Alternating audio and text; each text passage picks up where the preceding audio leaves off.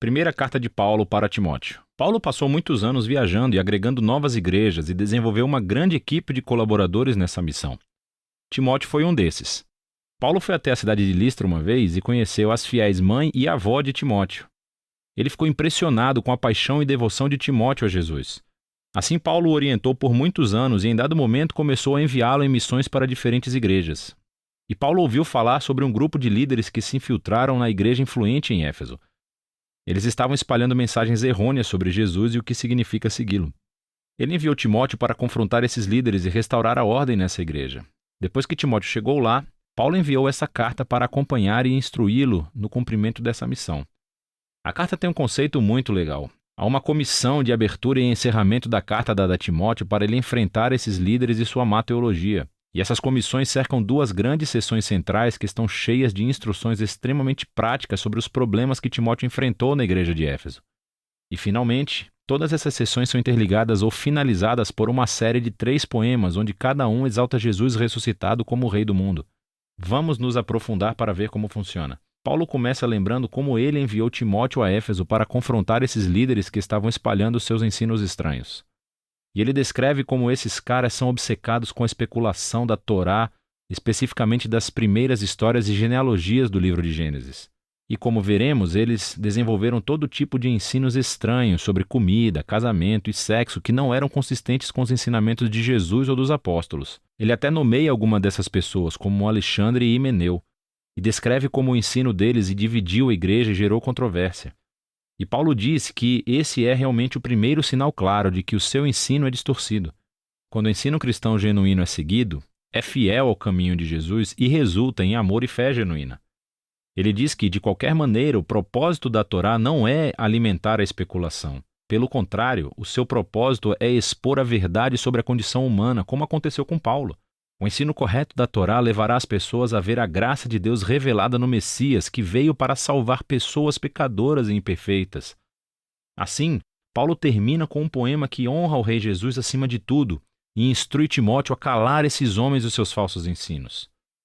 Então, ele aborda problemas muito específicos nessa igreja que foram causados pelos falsos mestres. Primeiro de tudo, ele instrui Timóteo a realizar reuniões regulares de oração na igreja para orar pelos líderes governantes de Roma e pela paz, porque a paz na terra cria um cenário ideal para os seguidores de Jesus continuarem espalhando a sua mensagem sobre o Deus da paz, que quer que todas as pessoas sejam salvas. O Deus que enviou Jesus como o único mediador para dar a sua vida pelo resgate de todas as pessoas. Em comparação com os falsos mestres, Paulo lembra a Timóteo que Deus quer salvar o mundo inteiro. E a oração vai manter isso na frente das suas mentes.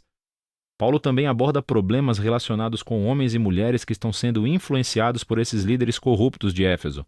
Ele primeiro cala um grupo de homens que está sendo arrastado para as disputas teológicas raivosas iniciadas pelos professores. Ele diz que esses caras devem aprender a orar. Então ele confronta um grupo de mulheres ricas na igreja que estavam tratando as reuniões de domingo como um desfile de moda. Elas se vestiam de maneira tão sofisticada que envergonhavam a maioria das pessoas que não podiam pagar por um guarda-roupa daquele. E não apenas isso, mas algumas dessas mulheres também estavam usurpando posições de liderança na igreja. E estavam ensinando aos outros a má teologia dos professores corruptos. Então Paulo cala essas mulheres. Ele diz que elas não devem ensinar ou liderar na igreja.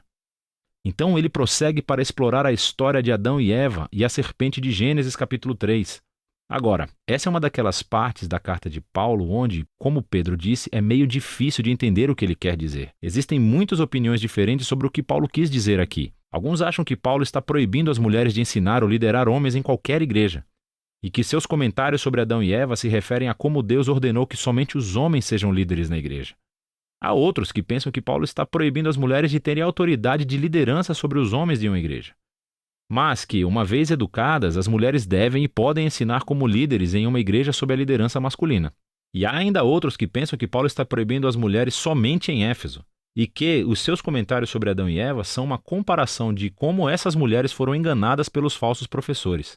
Qualquer que seja a sua opinião, para Paulo, está claro que essas mulheres efésias precisam estar sob a liderança de Timóteo e obter uma educação teológica adequada.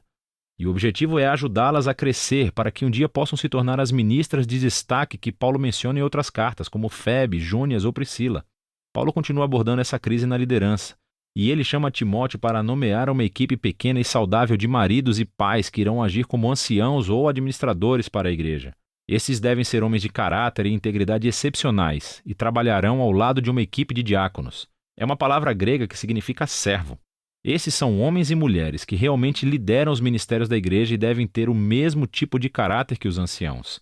Juntos, essas pessoas devem ser conhecidas pelos relacionamentos saudáveis que têm com suas famílias, porque isso demonstrará a sua capacidade de liderar na igreja, que é a família de Deus. E a maneira que eles vivem em comunidade deve ser consistente com a história de Jesus. O que é explorado no poema de encerramento sobre a sua encarnação, a sua morte, a sua ressurreição, a sua exaltação como rei e, em seguida, a propagação de sua nova família em todo o mundo.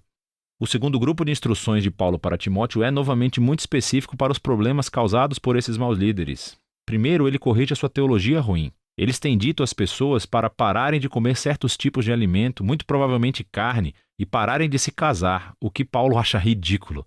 Então ele vai a Gênesis 1 e lembra a Timóteo que toda a criação de Deus é muito boa, incluindo a comida e o casamento. Tudo deve ser recebido com gratidão por aqueles que conhecem e agradecem ao Criador. Paulo então passa a abordar problemas sobre o cuidado da igreja com as viúvas. O que estava acontecendo é que esse ministério muito importante estava sendo usurpado pelas viúvas mais jovens e ricas, provavelmente as mesmas mulheres problemáticas do capítulo 2. Elas se inscreveram para o apoio da igreja, mas depois passavam seus dias dormindo com outros homens, espalhando fofocas e prejudicando a reputação da igreja na cidade. Paulo não tolera isso. Ele diz que somente as viúvas mais velhas, que não têm qualquer outro suporte familiar, qualificam. Essas a igreja deve mostrar o amor e a generosidade de Jesus. Paulo então aborda problemas que existem entre alguns homens mais velhos na igreja, e Timóteo deve respeitar a idade deles, mas não o seu mau comportamento, que parece estar relacionado com o álcool.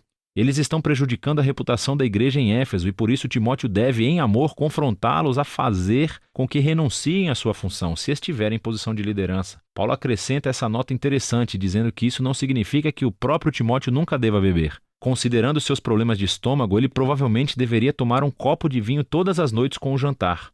Paulo então aborda um problema entre os escravos cristãos. Alguns deles estavam desrespeitando seus mestres cristãos. O evangelho cria igualdade entre os seguidores de Jesus. No entanto, Paulo acha que a igualdade precisa ser implementada de maneira estratégica, sem comprometer a missão e o testemunho da igreja.